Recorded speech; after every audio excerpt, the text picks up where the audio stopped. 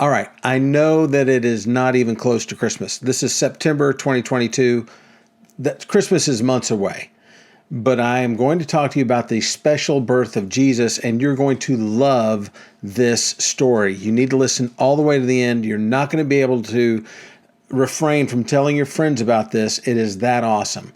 So the special birth of Jesus was and is a core tenet in the faith of believers.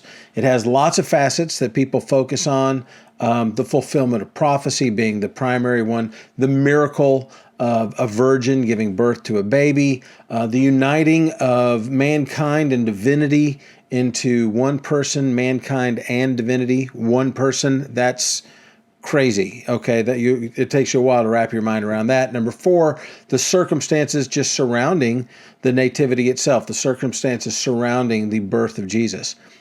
So here's the story. Okay, several times God promised that the future Messiah, we're talking Old Testament now, the future Messiah or the future anointed everlasting king would come from the royal lineage of King David. The royal lineage of King David. King David had more than one son, right? So it's the royal lineage, though.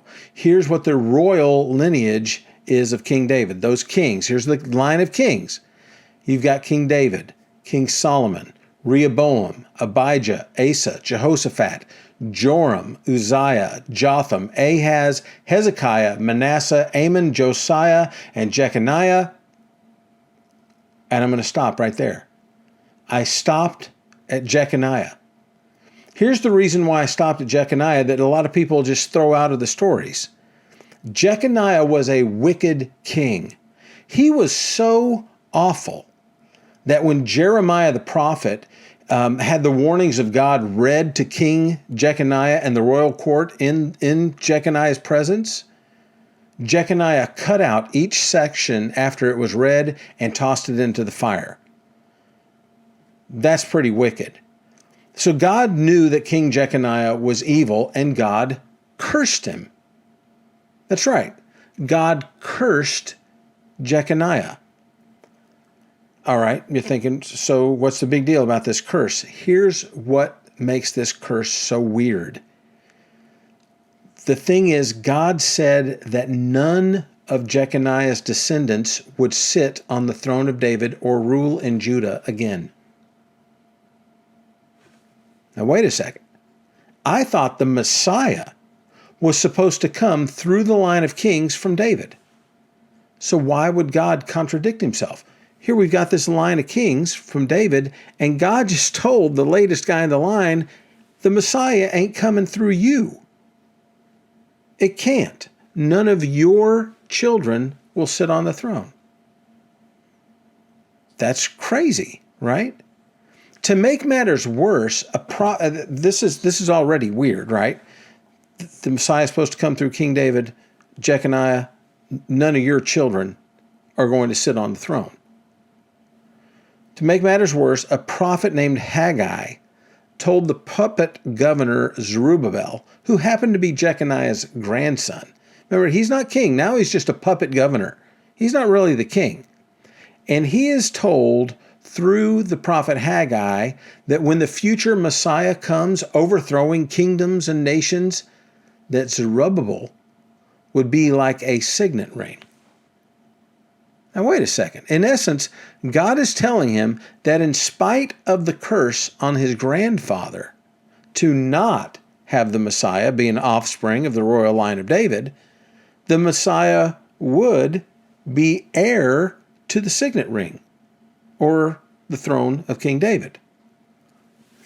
Wrap your mind around that. The Messiah is supposed to come through King David. Jeconiah, no. None of your children are going to be on the throne. Haggai tells the puppet governor Zerubbabel that he's like a signet ring, that the Messiah would be heir to the signet ring. It's all crazy. How in the world is that possible? Here's what makes it possible. God made it possible through the virgin birth. Joseph is a great, distant relative, a great-grandson, a direct great-grandson of Zerubbabel, Jeconiah, and King David. He was an heir to the throne, right? He is heir, kinda, because he's in that royal line, even though he's just a simple carpenter. And when Mary becomes pregnant through the miraculous intervention of the Holy Spirit, Joseph is not the biological, the physical, the bloodline father of Jesus. Jesus is not a descendant of the offspring of Jeconiah. Jeconiah's bloodline is not in Jesus in accordance with God's curse. But Jesus was heir to the Davidic throne because it was the adopted son of Joseph. To further solidify Jesus' fulfillment of prophecy, he was actually a blood relative of King David through Mary's family tree, even though her grandfathers were not of the royal line of descendants.